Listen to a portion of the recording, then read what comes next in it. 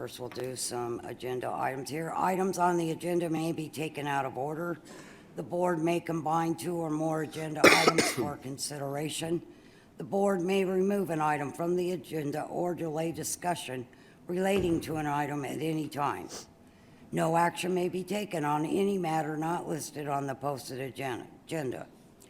All planning and zoning matters heard at this meeting are forwarded to the Board of County Commissioners, Zoning Commission, BCC, or the Clark County Planning Commission, the PC, for final action.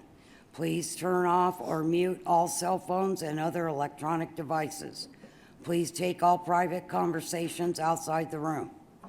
With a 48-hour advance request, a sign language interpreter or other reasonable efforts to assist and accommodate persons with physical disabilities may be made available by calling 702-455-3530, TDD at 702-385-7486, or Relay Nevada toll-free at 800-326-6868.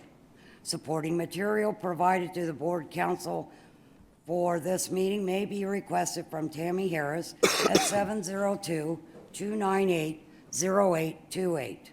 Supporting material will be available at the Clark County Department of Administrative Services, 500 South Grand Central Parkway, 6th floor, Las Vegas, Nevada, 89155.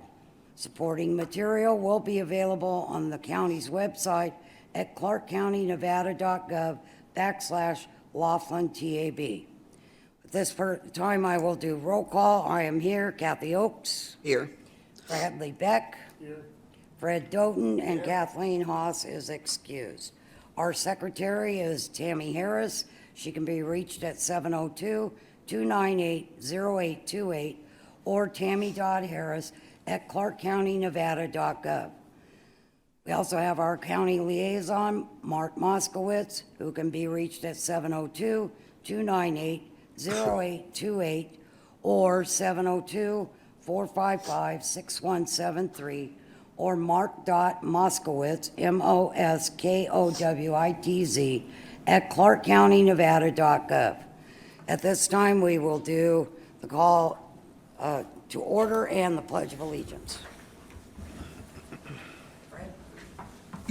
I pledge allegiance to the flag of the United States of America and to the republic for which it stands, one nation, under God, indivisible, with liberty and justice for all. Please be seated. This is a time for public comment. This is a period devoted to comments by the general public about items on this agenda. No discussion, action, or vote may be taken on this agenda item.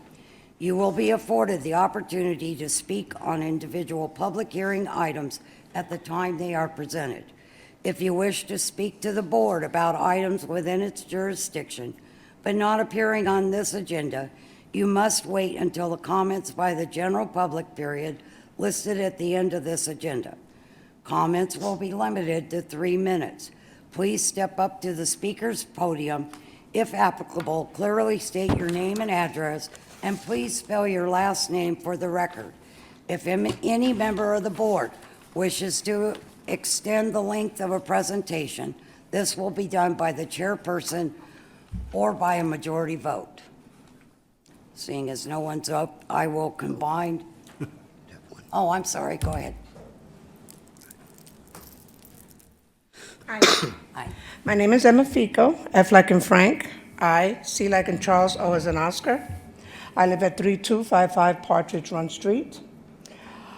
I live at Quail Ridge, and I just wondering who we contact about the issues that we are having with the wash that our back patios face. We have people racing their ATVs back there. One of them flipped and wound up inside the wash, which to me, I think is dangerous. Also, we have these motorbikes that come and they race. When they race on the other side, it's not a problem. But when they race on this side of the wash, then when we're sitting out there, we have to pack up whatever we're doing and go back into the house, and we're unable to enjoy our patios. So I was just kind of curious. I know I contacted Mark about it, but I'm just kind of curious as to who is it that we contact with that kind of a problem? Madam Chair, I do think, have you made any, or to make phone calls towards Metro, if they oversee that? But also one thing that occurs to me, and I live in Quail Ridge as well, so, but I don't have your view. But code enforcement, would they have anything to do with off-highway vehicles and recreational paths? So we've reached out, we've talked with Metro and also have contacted Bureau of Land Management since it's state land. That is, okay. And also air quality, and they should be out, I think they're out this week and all that, but we've alerted, and I appreciate Emma bringing it all forward, but yeah, just to be aware. Air quality would be huge because, yeah, you make any dust. And they Yes. have a listing with Clark County as well, don't they? Yep, and you can always call our office and we can get you that number. And just to be aware that sometimes when it's too windy, they actually can't go out there because that's hard to target stuff. They told us that when we put it in, the next few days was gonna be a lot of wind, so they came the following day, but yeah, so. Okay, I'm going to combine item 3 and 4, approval of the minutes for February 11th, 2025, and approval of the agenda for March 11th, 2025, and hold, combine, or delete any items. I'll make a motion, Madam Chair. Second it. All in favor? Aye. Aye. Okay, receive a report and updates from the South County Liaison, Mark Moskowitz, on the Puppy Love and Annual Vaccination Event from February 15th. River Flow Committee update, remembering former Laughlin Town Advisory Board member Herm Walker, and any other updates from Clark County. Thank you, Mark. Thank you, Chair. If you'll bring up my presentation, please.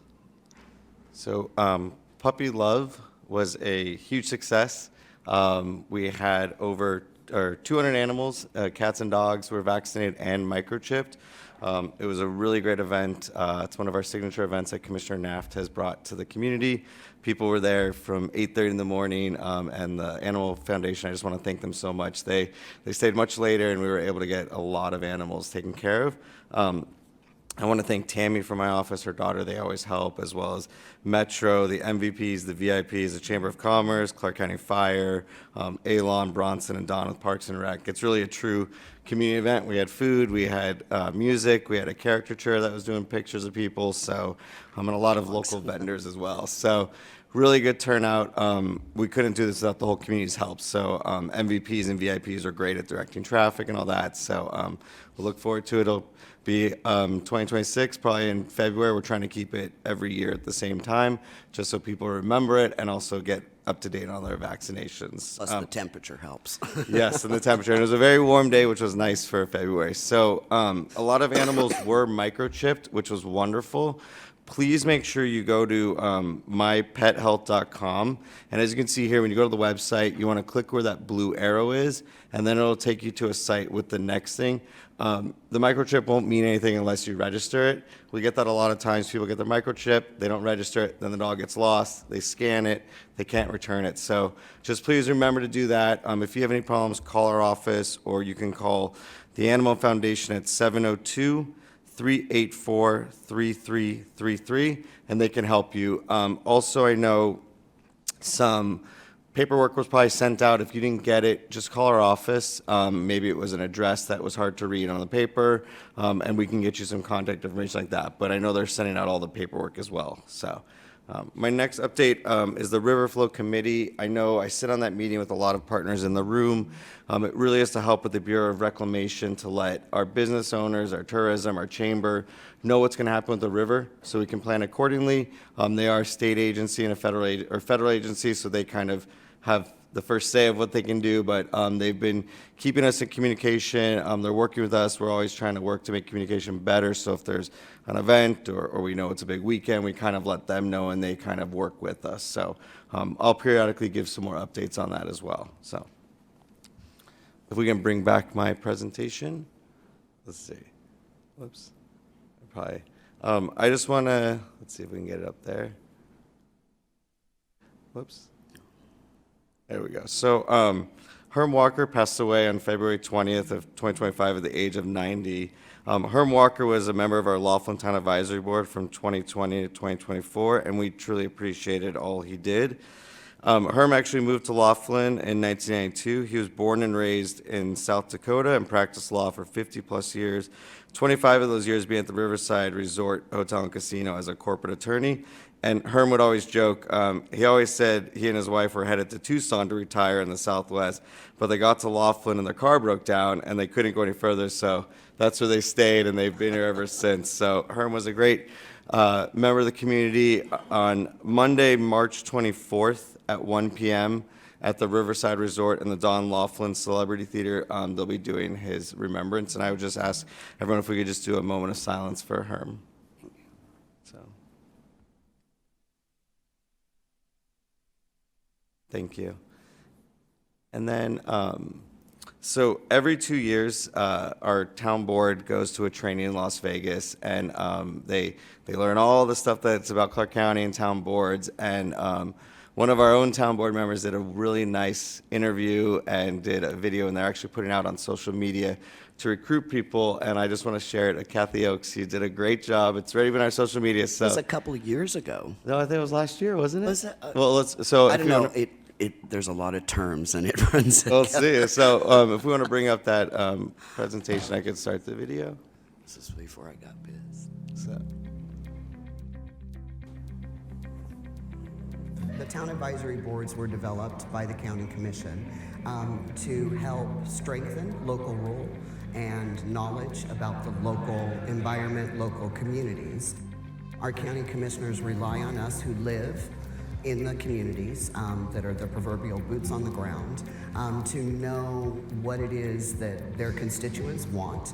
We work together as a team and provide information and input on zoning, how we want the town to develop, what the infrastructure is going to be, how we're going to, develop the schools and the roads and traffic, and what they feel is a good fit for that community, because sometimes what works in Las Vegas will not work in a rural community. So it just keeps you connected to the core, to what it is that brought you to that community, and you can affect change and you can make things better. I didn't even remember it. No, It's a long time. Seems like so long ago. Yep. So thank you so much for doing that. They're actually using that as a recruitment video for other town boards that have vacancies. I know ours is an elected one, but there's other ones in the county are appointed. So they've been putting that on our social media, and I really appreciate you explaining it clearly and well for the community. So thank you for doing that. My next update, I know last month we spoke about the Silver Copper Crossing speed going up to 45, and I also mentioned that we're going to be in the process of adding turnouts on Laughlin Parkway, which leads up to the bridge. So this is hot off the press. I just got the information. So more information will be coming out of like a formal press release and all that, but I want to share this today. So March 24th is when they're going to start the project. So what it's going to be is it'll be a full closure of Laughlin Parkway. Essentially, the bridge will be completely closed. We're also working with Bullhead City to let them know to close on that side. However, it's going to be Monday through Thursday. So Monday from 5 a.m. to Thursday at 6 p.m.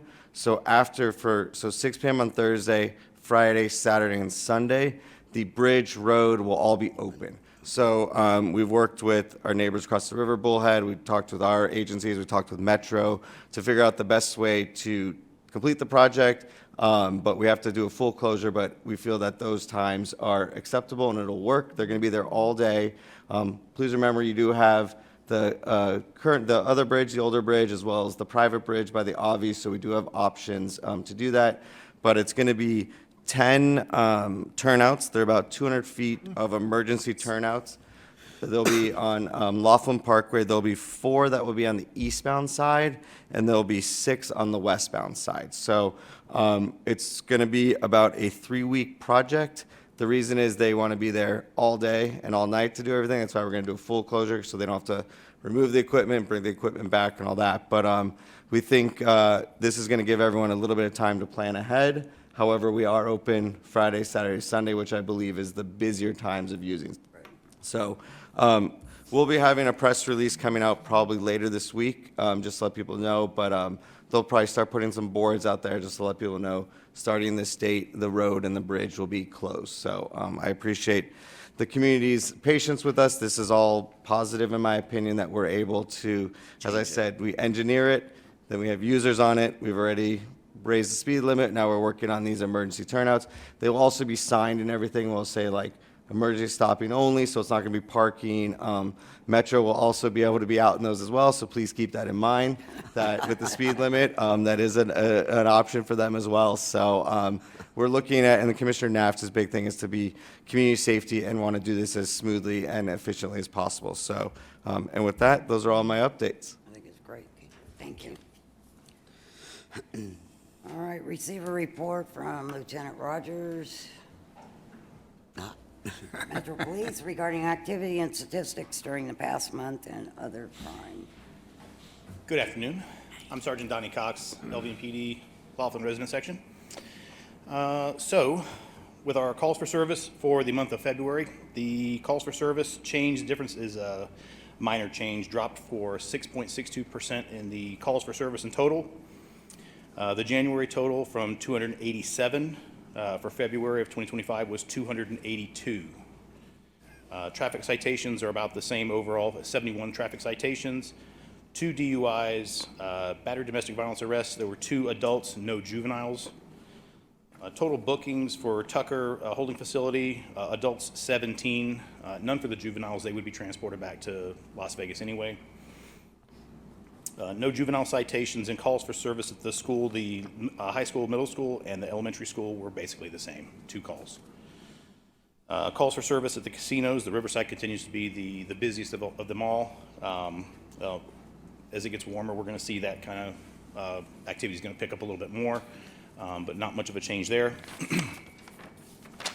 And in the residential area, you'll notice the difference between the calls for service in January to February. It dropped significantly from month to month.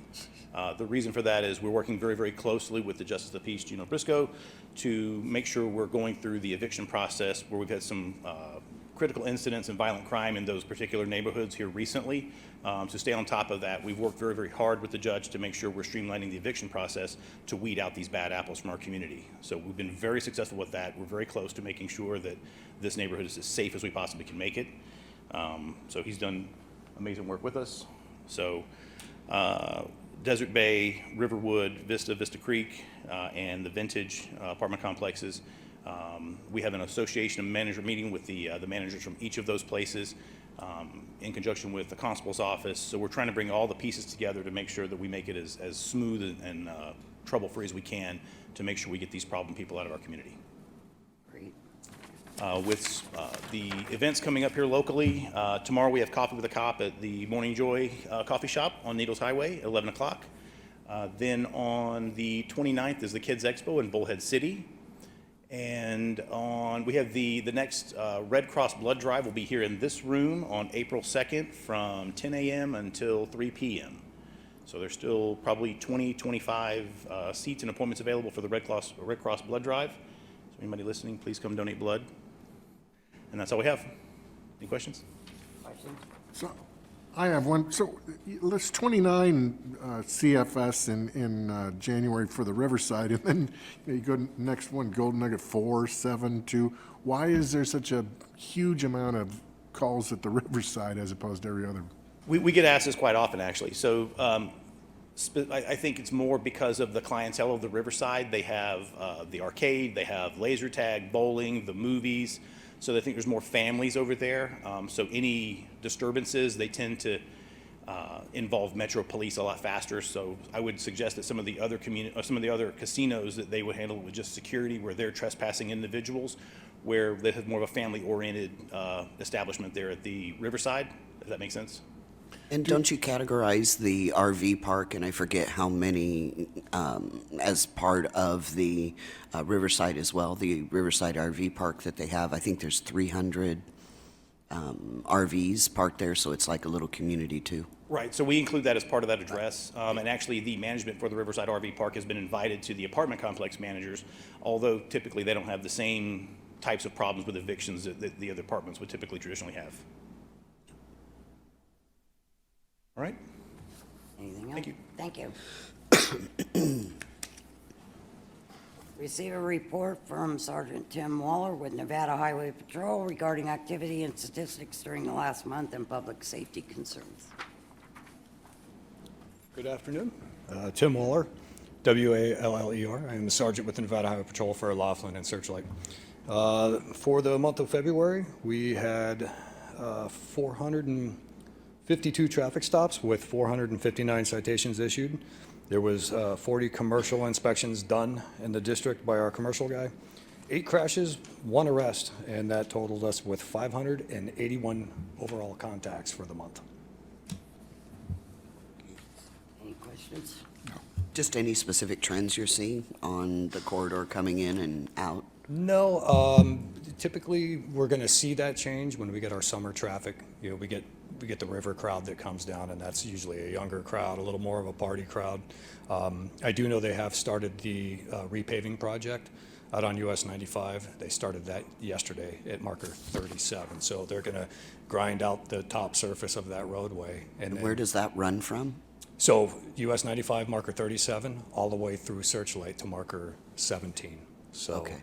yeah, it's a little over 40 miles. That's slated to go through most of the summer. So what they're going to do is they're going to push all the traffic to the right shoulder and then be repaving the number 2 lane and the left side of the road essentially.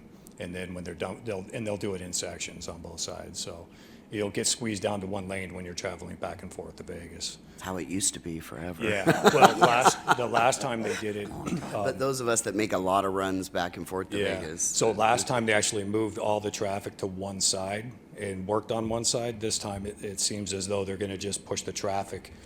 They're not going to, have both directions traveling with cones in between. So I think just different company or a different way of doing things. But so we can all look forward to our trips, maybe holding us up a little bit back and forth from Vegas through the summer. That's about it.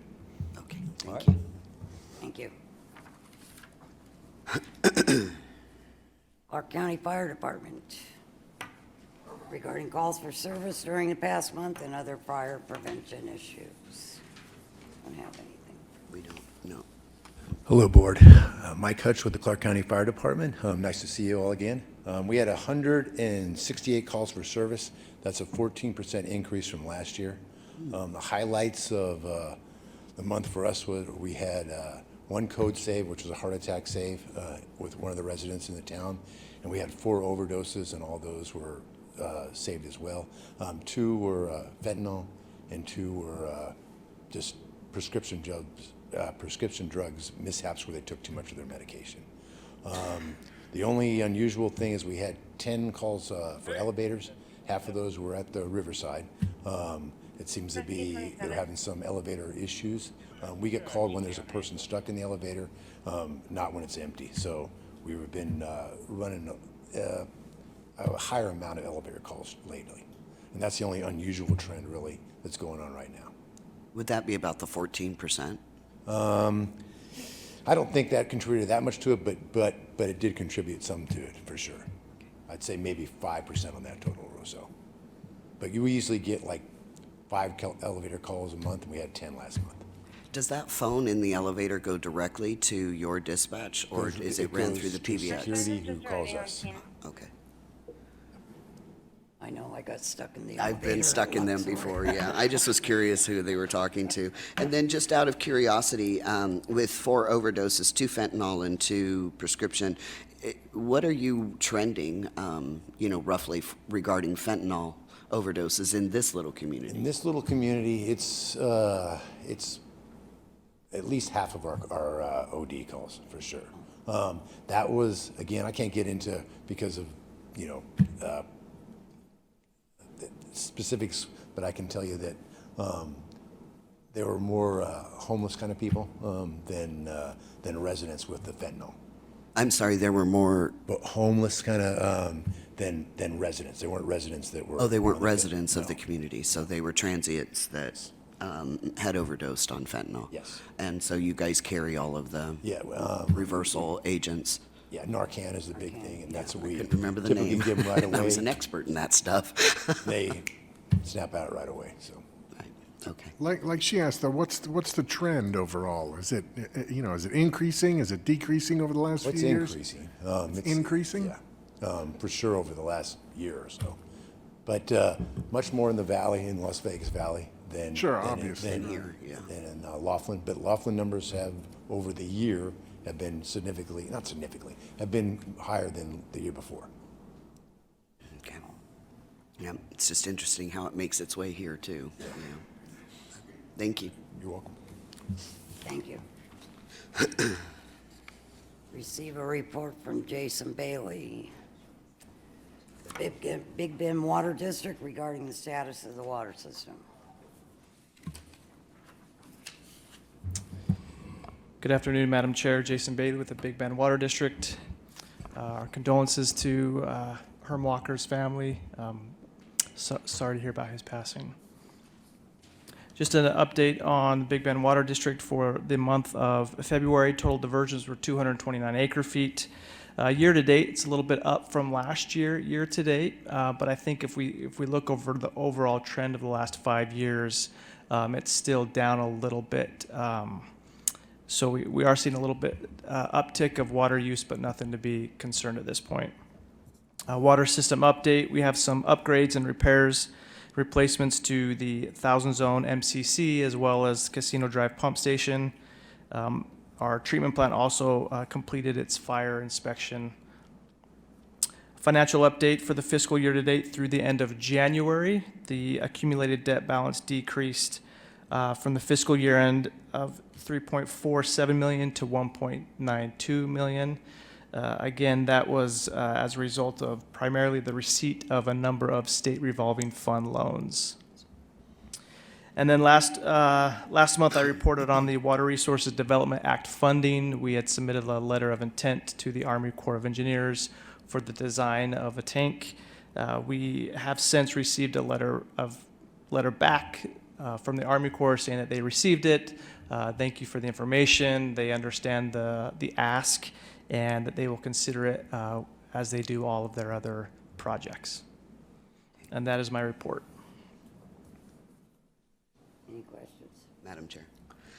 Just under development inquiries, Sure. if you wouldn't mind, so we understand, what the inquiries were in question. You have Laughlin Bay Marina, you have solar plant, which we haven't heard from them here in quite some time here before this board. Cottage Court Unit 4, and then Commonwealth. If you could just kind of give us the details of what it is that their inquiries are with you. Okay. As far as I know, Commonwealth was the senior housing development that I think they haven't reached back out to us about that. The ones that were given the grant for the 36 Correct. Units? Yes. Okay. That was Commonwealth Company. The solar plant, that request is for construction water only. That was a request made about 2 years ago. We haven't heard from them again either, but that was just a request that was made. Laughlin Bay Marina and Cottage Court, I believe residential and I'm not sure how many units each, but primarily residential, maybe multifamily for the Laughlin Bay Marina. I And think those there were was the part- those were the last dates that we're talking: March 2023, April 2023, and April 2024. Correct. Okay. Yeah. All right. Thank you. Yeah, nothing since April of I just 2024. thought perhaps Yeah. there was something recent that I wasn't aware of. Okay. Thank you. Thank you. Thank you. Thank you. Will Smith is not here today. Kelly Lear is not here. Carrie Larson is not here. Don't see Jackie. Oh, yep. there she There is. she is. You cut your She hair. changed her hair a little, so we're struggling. No more color. I can't Freed say myself. that. Until mine looks like that, I can't say that. Jackie Wallen, WALLIN, representing the Laughlin Tourism Commission. Our report remains specifically for the three that I reported last month, the same: Cinch Rodeo for April 12th and 13th. A marketplace has been added for before and after each rodeo event, so that is not of cost. You can get into the marketplace for free, and those hours will be posted. They're already live on Facebook. I don't know how much more literature is going to go out from Aquarius for that. Townwide concerts, the only thing we can announce right now is Gretchen Wilson and Big and Rich, and that's May 24th. But I can tell you that we have 2 fall signed as of today. One will be, the announcement will come at the end of this month, and the second one will be announced at the end of April. Both very large concerts for LEC. Rockets Over the River is still a big go. If you know that we've added 4 minutes this year, it was 18 minutes, we went to 20 minutes, and then I was able to negotiate 22 minutes. So that's going to be on July 4th only, and that will be from 9 until about, you should plan 9:35. The water will be at 4 units between 5 p.m. and 11 p.m. for safety personnel for launching and keeping people back from the fallout zone. I do want to tell you that Mark has been sitting in on the water flow committee. Some of it's positive, but mostly the stuff that we're receiving in the water flow committee has not been very agreeable. Our water flows for the weekends have been adjusted, and the 2-peak period has been made some really difficult choices for business models. We are negotiating with them right now. A lot of elected officials are helping us, I guess I should say, to help us with the water flow. It's been unpredictable. If you know, in the last 2 weeks, we've been having huge water flows during the day between Monday and Thursday, and then no water flows on the weekends.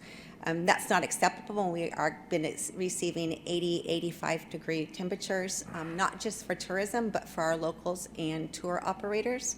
But the commercial operators and all stakeholders involved on both sides of the river, including real estate, municipalities, and all that, are on our water flow committee meeting every month.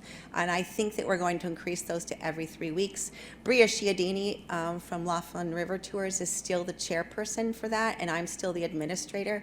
So we are trying to keep everybody updated, including the press, so that everybody knows when there's a low water flow expected.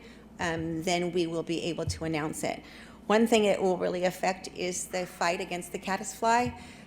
They are not so willing to give us low water flows during the middle of the week to help eliminate the larvae and pupae stages of the caddisfly because of their perceived effect on the fingerlings and on the razorback suckerfish. So we are trying to prove that the studies have been made, and we have plenty of volunteers on the water to ensure that those things that they are talking negatively about don't happen. I have encouraged them to come down and watch the water flows so that they can see it for themselves. But when people are absent, as you say, in like for boards, advisory boards, it's really hard to convince them that things are different than what they perceive. So we're working really hard on that, and we're asking BOR to make another visit down here and take a trip with us. I was notified on Friday that the Legacy Racing will be here. It's not a Laughlin Tourism Commission's event. It is Legacy Racing, and it's not sponsored by us. It's called Battleground, and they will be here from April 10th to April 13th. I was advised on Friday that Clark County approved their participation in our area, and they will be using the usual racetrack that they have from the corner out 12 miles. Okay. I just want to let you guys know that that's here. I didn't announce it because it's not one of ours, but I was advised that that was approved for Legacy Racing. I don't know if you remember Bill Westbrook. He was our big event and entertainment signer for years, 10, 15, I think it was close to 30 years that he and Sherry Westbrook were really involved in signing entertainment here in our area. He has passed away. And his service is going to be next Friday. I can give you the exact date. I left my calendar over there, but he was very instrumental in bringing entertainment, live bands, and like bluegrass and that kind of stuff to our tri-state, and it's a big loss for us. And I stand for any questions. No, Thank you. No, thank you, Jackie.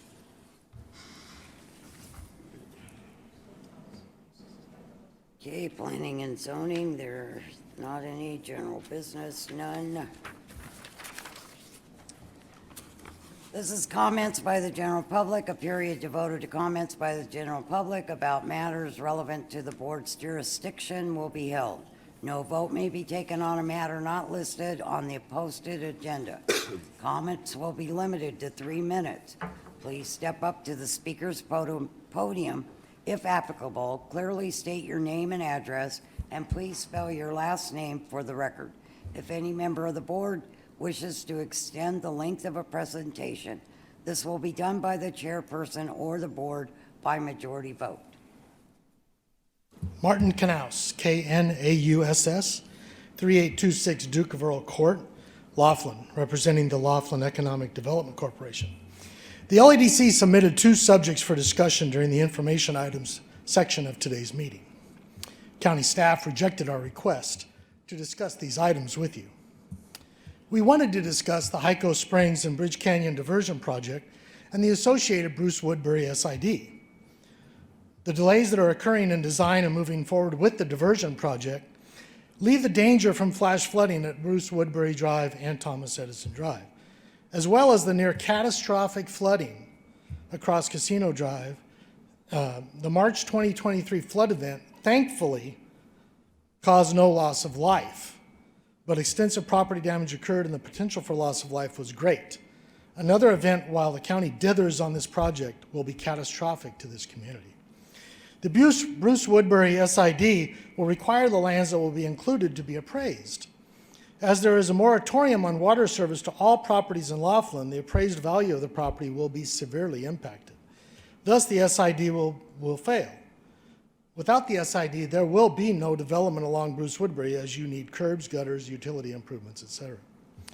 Since it appears county staff will not let LEDC discuss any county projects at the Laughlin Town Advisory Board meeting, you have to wait for the county departments to show up and present an update. We doubt it will be a very enlightening discussion. Thank you for your time. Thank you. Is there anyone else? Or I just have an announcement to make regarding the chamber, but go ahead. Bob, if you have to speak, yeah. Robert Bilbraith, 1631 Cal Edison Drive, Laughlin, Nevada. An unrelated issue in information-wise, as you know, in our 2007 master land use plan, we set aside 40 acres for a community cemetery. The cemetery development has been very high on every town board's list since 2007. And I wanted to let you know that I've reached out to both churches and Knights of Columbus and to represent this. We think the time is now that we should proceed ahead with planning the 40-acre site that's located on Aha-Makov Parkway and has been on our master land use plan since 2007. I'll reach out to the appropriate county agencies for help and design on it, but our residents are getting very tired of taking the deceased either to Las Vegas or to Desert Lawn across the river. I'll keep the board advised as to the progress, but I wanted to let the board know it's time to move, and probably way over time to move. It's heart-wrenching to see our community have to drive that far to visit their relatives. Okay, thank you. Madam Chair, do you want me to go over there, or can I just make the announcement from here? Thank you. Just information for the community. I know Connie isn't here today, but yesterday we had representatives from the Small Business Administration, Janet Hartley and also Tim Martin with the SBA.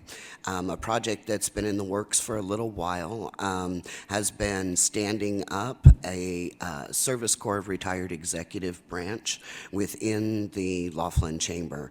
And what this will be is business mentoring for the future residents of Laughlin. I myself have volunteered to mentor people going through the county process, going through to start up, stand up new businesses, connecting them with lenders, going through the business licensing process, incorporations, CPAs, attorneys, and that type of network. Something that Laughlin hasn't had, but I think if we're going to grow in the future, it's something that we will have. And officially, they will stand that up from the SBA. There'll be an announcement through the SBA on April 1st through the chamber offices. So that's, we'll even be preparing business plans, and there is talk about networking with the high school for a division of DECA, or what in my day was known as the Future Business Leaders of America. So getting the youth involved in putting together business plans, understanding financials, to just encourage, future generations of entrepreneurs. That's great. Thank you. Anyone else? You just come up to the speaker. Yeah, come up to that, and no problem. I heard the young lady talk about, some races. That's going to be here in Laughlin? Is that where it is, the races? April 10th and April 16th. Right, in April. Okay, so my question is this. So are they responsible to maintaining the air quality here? We one time, I think about 2 years ago, I had to contact Mr. Naft. You couldn't see from one end to the other end of Woodbury. That's how bad the dust was. So are they going to be able to at least try to do something about not so much dust coming up? Because it's a hazard in the sense that why when they they're have the driving, water trucks? you couldn't see. We were driving and we couldn't see anything that was in front of us, like 10 feet in front of us. We couldn't see anything. And then I just want to have another question. The mall, it's, anybody running that place? All the businesses are gone. They're going to Fort Mojave and to Bullhead, and we're losing a lot of revenue because of it, I mean, people when they come here to go to whatever concerts or so on, they come to shop, because a lot of women don't like to gamble. And they got to go over there and leave the money over there instead of leaving it over here, which is sad, because we could use that revenue. We sure could. You want to address that, Mark? Because that's my understanding. So with the permitting, the county has a whole process where it goes through all these departments for permitting. Jackie probably has more information on that, but I know the chair said there is water trucks, and but as always, if it seems excessive, please contact air quality control. Please contact Metro. Contact all these people. Let them know that this doesn't seem right. Right. Jackie? Yes, every event has air quality permits, and they are required to spread water on